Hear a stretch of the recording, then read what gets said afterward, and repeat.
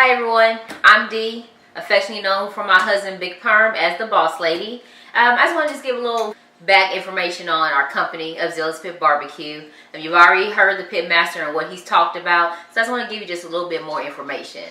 Barbecue's in my husband's blood. He's done it since he was young, farm out in West Tennessee, with his uncles, with his father. All he's done is barbecue and he loves it. Now, me, myself, I'm a classically trained chef. I went to the Culinary Institute of America in Hyde Park, New York. And I've actually decided to go into the healthcare industry with being a chef because I believe that food itself, it just heals. It brings everyone together. It's all about love. So for both of us to come from two different sides of the culinary side and come together to create Zilla'S Pit, it's a good thing. Just a little background, it all started when I was a traveling chef and we were in Mississippi and we rented out a house out in Marion, Mississippi. And when we got the house, there was a small little Weber grill right in the backyard and they left it there. And so we just decided just to start playing around with it. Terrence hadn't barbecued in years and I've never even used a grill outside of just someone that inside of an establishment. So we decided to play around on it and it just started growing where we were just doing more and more things with the grill, and then we decided later, hey, we need a bigger grill. So of course, Big Perm, he decides, hey, I'm gonna ask for this for Christmas. So the family put all their money together, decided to get a big grill, which is where you see Tootie now, and then we have the trailer that's been in my family for years. Decided to trick it out and just make it a traveling trailer so we can go around and do barbecue competitions. So that's pretty much the start of Zilla'S Pit Barbecue. My side of it is more flavor profiles. Terrence loves being out there on the grill with the fire and starting it. I just like when people, that instant gratification, people tasting the food, they're eating it right then, and then you just know that you have a home run. Bottom line, I just want different flavors. A lot of people have barbecue. I mean, they're everywhere, in any kind of region, any country you go to.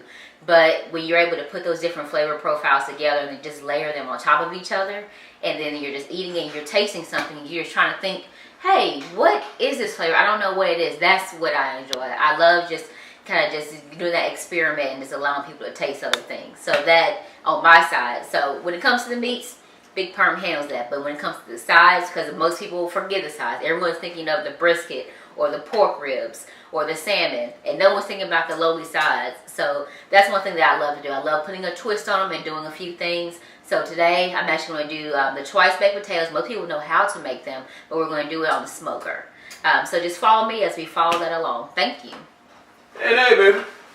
We love the sides. We always love the sides. You know, the sides are an integral part of the dinner. See, the sides don't get to shine like the meat cut. Everybody love the meat, but the sides are awesome. I had to sneak in here and tell you about the sides, man. Her sides are awesome.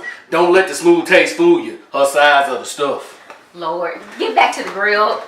Okay, we're going to start off with our twice baked potatoes. It's a very simple recipe. Almost anyone can do it at home. Very simple. So first I'll need a pan.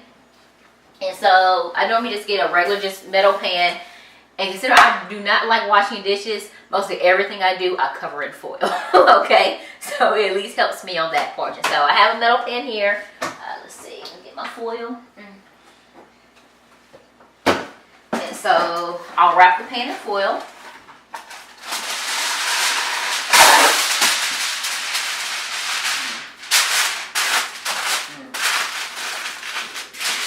I have Idaho russet potatoes. They're about an 80 count size, and pretty much the way I look at everything is by a case, and so they're the normal ones that you can get at any grocery store. So here we go.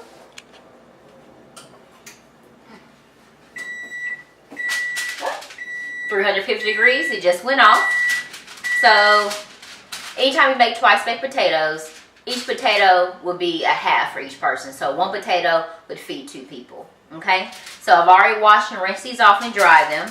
So what I'm going to do is just spray them with a little bit of Pam and then salt them on the outside, because you look at it more like a potato skin, because you can eat the entire thing. And you definitely, with potatoes, you have to have salt. If not, it's just going to be bland. So I like to season it from the outside all the way in.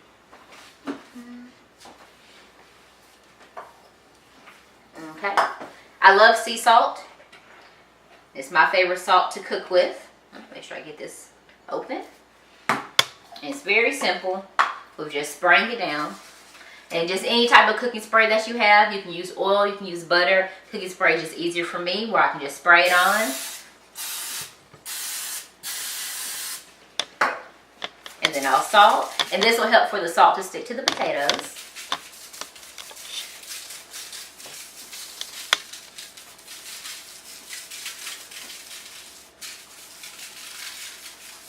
Then I'll turn it and do the same thing on the opposite side.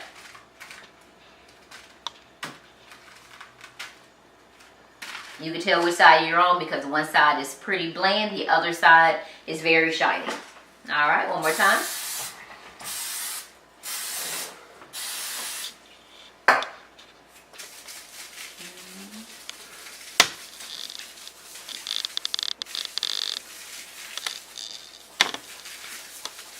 Okay, this is going to go into a 350-degree oven for about 45 minutes to an hour. You'll know when it's done when you're able to put a fork directly through it and it comes out clean. Okay, here we go. Into the oven we go.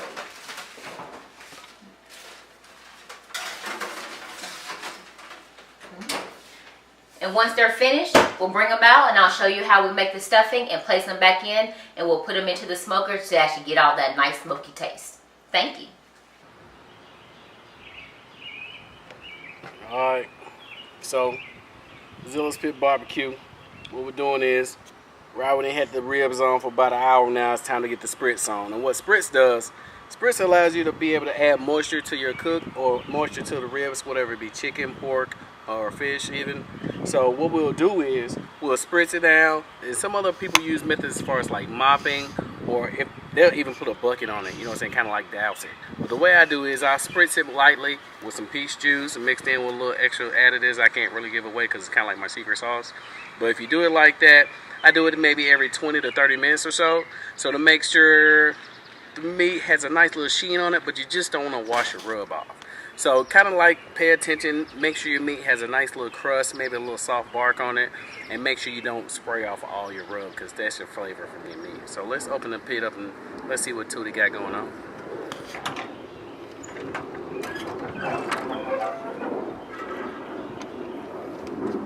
Oh yeah, the color's where we want it to be. So what we want to do right now is, it seems like a little moisture is around here, but we don't want it in pockets. We want to make sure the moisture is even all the way throughout. So we're going to hit it like once or twice in different areas like so. But we don't want to create pools, and we also don't want to wash our food off. You know what I'm saying? Wash our rub off. So we'll hit it like that. Now you see how the rib tips are cooking a little bit faster is because it's a little smaller pieces of meat. And if it's not uniform, one big solid piece of meat, it should cook a little bit faster. So we'll be able to eat those halfway during the cook process. That way we won't go hungry. We won't be like, oh my God, can we at least get something to eat soon? So let me close this up while I'm talking. Because when you leave your lid open, the rule of thumb is, if you're looking, you're not cooking. So you want to always make sure you keep your lid closed, make sure you keep your fire hot, and make sure you try to keep your temperature consistent. You don't want to have any fluctuation in your temperature, because when you do, it affects the whole cooking process. So make sure you have fun, make sure you pay attention to your cooking. Don't walk away, drink a couple of beers, fall asleep, do whatever, because you're going to mess up everybody's party, man. So, holler at you in a little bit.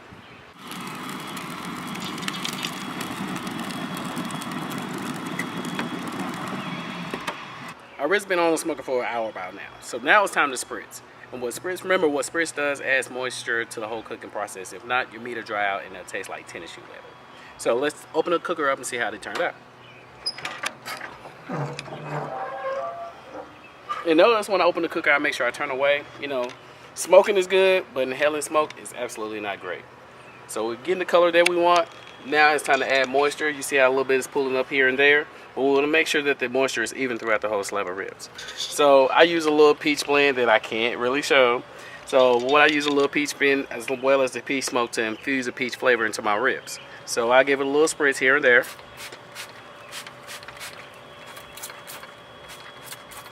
And wherever I see a pool, I try to really stay away from. And I make sure if I have a spritz, make sure it's low concentrated on sugar, because sugar burns fast with heat. And when sugar burns, it makes your meat turn black. Some people call it a sugar cookie. Some people call it burnt. It's just a matter of what flavor meat that you're cooking on, or what type of meat that you're cooking on. So now that our meat is spritzed, we'll continue to spritz every 20 to 30 minutes or so for another hour. And then by the time our second hour come up, it's time to wrap our ribs. So let's go ahead and head on inside, and probably about the next 30-45 minutes we'll start working on getting our salmon prepped to go on the grill. Now that our ribs have been on the grill, you know, they're rocking and rolling, they've been spritzed a couple of times, let's go ahead and focus and concentrate on our salmon. So before we even touch any kind of fish, we want to make sure they're washed and prepped first. We already have our cedar plank for our cedar plank salmon in the water getting soaked for probably like 20 to 30 minutes to make sure it doesn't burn on the smoker. So what we want to do is make sure our fish is nice and clean. And we want to start with a base coat of light extra virgin olive oil. We don't want to saturate this fish. Nice fillet of fish, you don't want to mess this fish up. So remember, clean hand, dirty hand. Always touch a shaker, any kind of seasoning, clean hand. Dirty hand is always what you're going to touch your meat with. So clean hand, we'll pour a little oil in our dirty hand, and we'll brush the fish with the glove. We don't want to actually pour it on it. We'll pour it in our palm. And what they'll do is they'll allow you to control how much olive oil you're going to place on the fish instead of just pouring it all in one spot and it saturates. So when we get done doing that, we'll go with our secret sauce seasoning. Well, not secret sauce, but secret seasoning. So we'll place this on very lightly. And the reason why fish is not a real heavy piece of meat that you have to just over flavorize. I don't like to do it, so what I do is I put a light coat of seasoning on. I won't tell you what kind of seasoning it is, but I'll put a little light coat of seasoning on. So let's sprinkle a little light coat of this seasoning, and I do a two-stage, as a matter of fact. I do something with a nice hearty flavor to it, and then on the very edge I put just a tad bit of sweetness on it. I kind of lean towards the sweetness because to me it helps marry the whole flavor of the rub I'm trying to create with the fish that I'm pairing it with. So remember, light coat, not heavy. So we'll sprinkle it on lightly.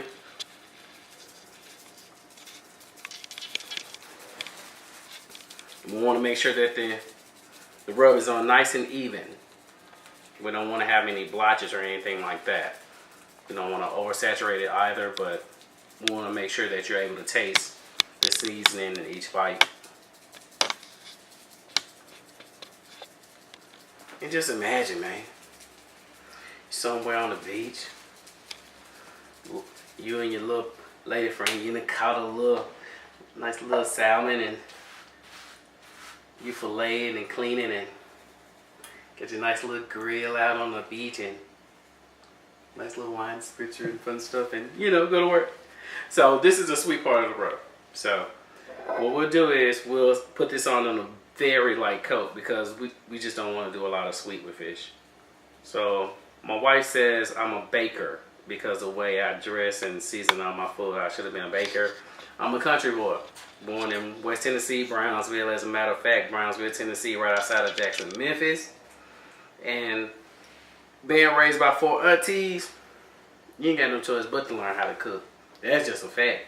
They ain't gonna let some little girl take their little nephew and feed them any old kind of thing and them not know how to cook. So guess what? They made sure I knew how to cook. And bam, here you are, having some bomb salmon. So hey, thank my auntie later when you see her. So got the salmon rubbed down, both flavors, both layers of flavors. We're gonna let this set for about a good 20 minutes or so. We don't want to let it set long. Same kind of effect you do with any kind of pork, beef, or chicken. You don't want to let a rub set too long because it'll end up drawing the moisture out of your food. You want a certain complexity. You don't want it too much or too little, but you want to try to balance it out as much as possible. So we're going to let this set for about a good 15-20 minutes, and while we do, it's probably about time to spritz the meat one more time. And if it does need it, we will go ahead and spritz it. If it not, there's nothing wrong with just leaving it alone.